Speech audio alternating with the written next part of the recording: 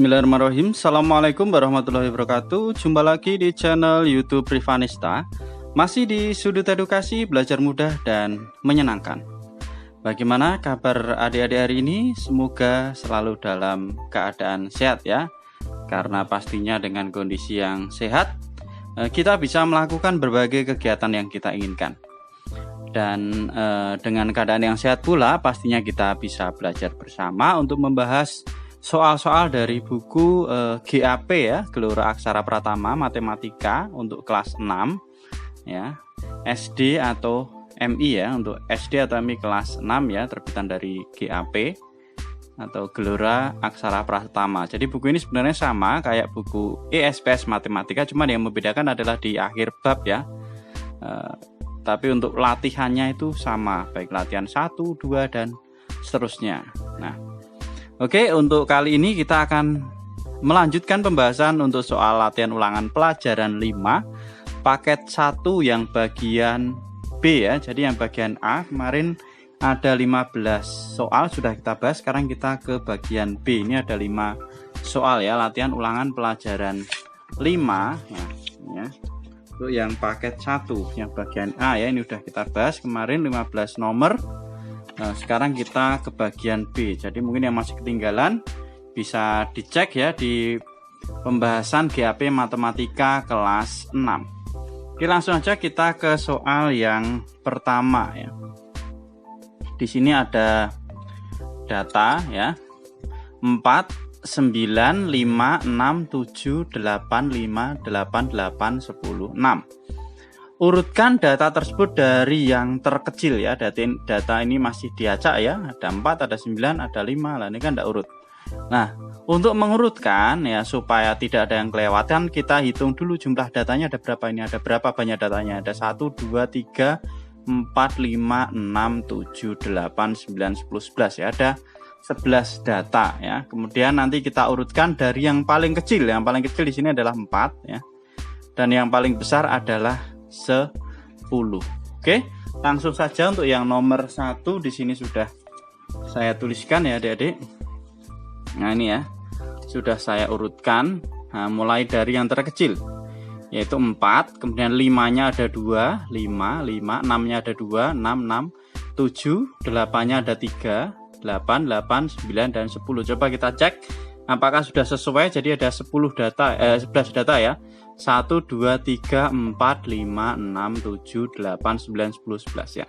Oke, berarti sudah sesuai ya. Jadi walaupun ini terlihat mudah, tetapi kita harus teliti ya. Karena hilang satu angka, jawabannya juga akan menjadi salah. Oke, kita lanjut ke soal nomor 2. Nah, soal nomor 2 di sini berikut data nilai ulangan matematika 10 siswa kelas 6 ya. Berarti ada 10 siswa, otomatis ini datanya juga ada 10. Tentukan median dari data di atas. Jadi nilai ulangannya itu ada 6, 7, 7, 8, 9, 8, 7, 10, 9, 9. Nah, banyak datanya ada 10 ya. 1, 2, 3, 4, 5. Oke, 10. Kemudian untuk menentukan median kita lihat ya. Banyak datanya itu ganjil apa genap. Kalau ganjil langsung kita ambil tengah-tengahnya ya. Misalnya ini ya, mungkin adik-adik kalau masih bingung ini. Misalnya saya punya data ini 2, 3, kemudian 5 ini ya. Ini banyak datanya ada 3. Ini saya jelaskan sedikit ya tentang median. Nah, kalau banyak datanya 3 gini berarti ganjil ya. N-nya itu sama dengan 3 ya. N-nya sama dengan 3. Oke, banyak datanya ada 3. Kalau banyak datanya ganjil itu kita ambil tengah-tengahnya lah. Mediannya berarti 3. Gini. Tetapi kalau banyak datanya genap, misalnya ada 4 buah data ya. Ini saya tuliskan. Ada 2, kemudian ada 4, ada 5, ada 6. Nah, ini banyak datanya ada 1, 2, 3, 4, 5, 6. Nah, jadi ini N-nya sama dengan 6, ada 6 buah data. Nah, ini berarti genap, banyak datanya genap.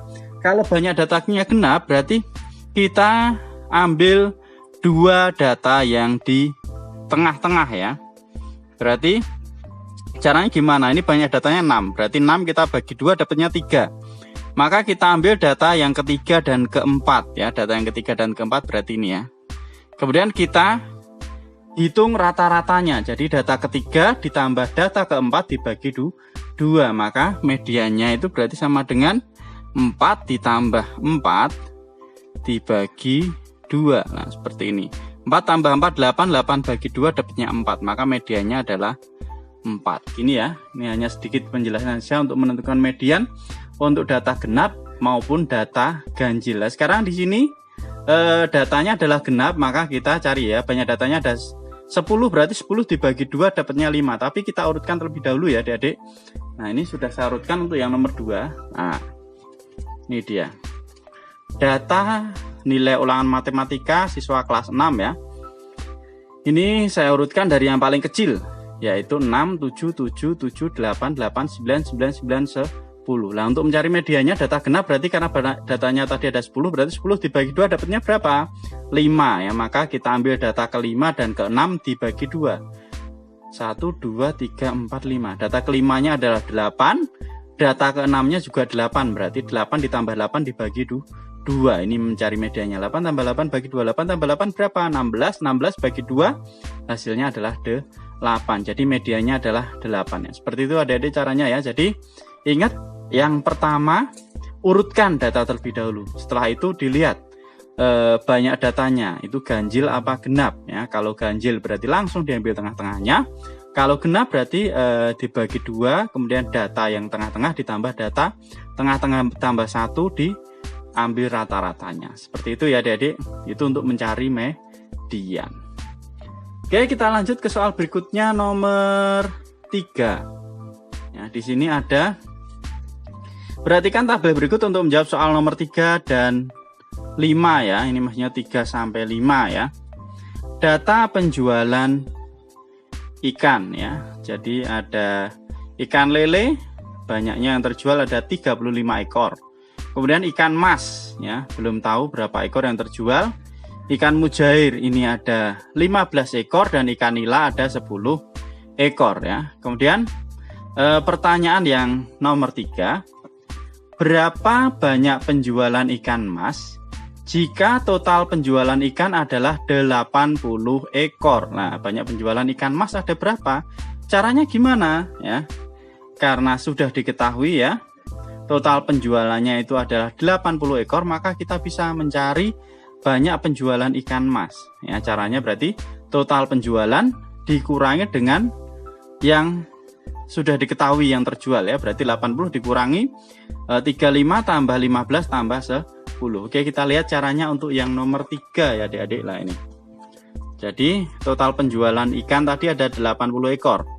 Nah untuk mencari penjualan ikan mas berarti total penjualan dikurangi dengan yang sudah diketahui, yaitu penjualan ikan lele, penjualan ikan mujair, dan penjualan ikan nila. Kita tambahkan, berarti 80 dikurangi ikan lelenya tadi 35, kemudian ikan mujairnya ada 15, ikan nilanya ada 10. Jadi 80 dikurangi 35 tambah 10 tambah 35 tambah 15 tambah 10. Oke, 80 dikurangi 35 tambah 15 tambah 10 hasilnya adalah 60. Berarti 80 dikurangi 60 hasilnya adalah 20 ekor. Jadi penjualan ikan masnya adalah 20 ekor ya. Seperti itu ya adik-adik untuk nomor 3. Kita lanjut ke soal berikutnya nomor 4. Ikan apa yang paling banyak dibeli oleh pembeli? Lah, cukup kita lihat dari data penjualan. Ikan mas tadi berapa? Penjualan ikan mas tadi 20 ekor. Bisa kita masukkan di sini. 20 ekor ya, sudah terhitung di soal nomor 3. Maka untuk yang nomor 4, ikan yang paling banyak dibeli oleh pembeli, kita lihat di sini.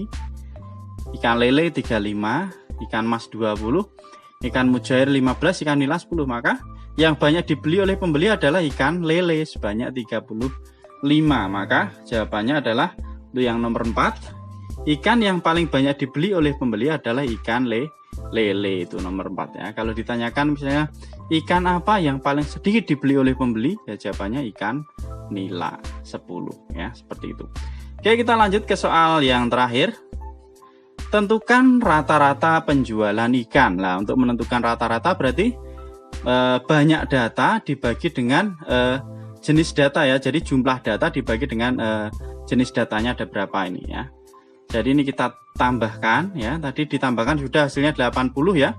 Dibagi dengan ada berapa jenis datanya? 1, 2, 3, 4. Berarti 80 dibagi 4. Ini kita lihat di sini ya. Rata-rata penjualan sama dengan total ikan yang terjual dibagi dengan jenis ikan. Berarti 80 dibagi 4. 4 ini apa aja? Ya, jadi jenis ikannya tadi ada ikan lele, kemudian ikan mujair, ikan nila, dan ikan mas kan, ikan mas kan ada 4 ya. Berarti 80 dibagi 4 hasilnya adalah 20 ekor. Jadi untuk yang nomor 5 rata-rata penjualan ikan adalah 20 ekor. Itu ya adik-adik semua. Jadi untuk yang bagian B sudah kita bahas nomor 1 sampai dengan 5 ya. Nanti kita lanjutkan untuk pembahasan latihan ulangan pelajaran 5 paket 2 ya, bagian A dan juga bagian B ya.